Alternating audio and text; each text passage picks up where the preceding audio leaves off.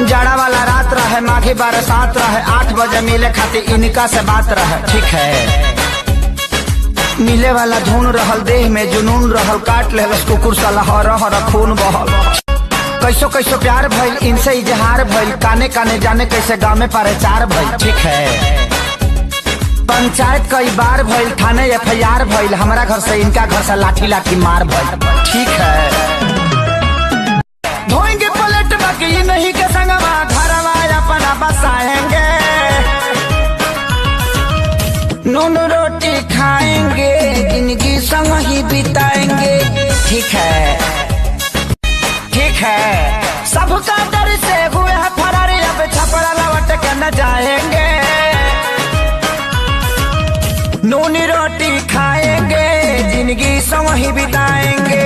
ठीक है, जाड़ा वाला रात रहे, माघी बरसात रहे, 8 बजे मिले खातिर इनका से बात रहे। ठीक है, मिले वाला धुन रहल, देह में जुनून रहल, काट लेलस कुकुर साला हर हर खून बहल। ठीक है, कैसो कैसो प्यार भइल, इनसे इजहार भइल। ठीक है, कैसो कैसो प्यार भइल, इनसे इजहार भइल, काने काने जाने कैसे गाँव में प्रचार भइल। ठीक है, पंचायत कई बार भइल, थाने FIR भइल। ठीक है, धोएंगे पलट बाकी नहीं के संग में, घर अपना हम बसाएंगे। ठीक है, धोएंगे पलट बाकी नहीं के संग में, घरवा अपना बसाएंगे।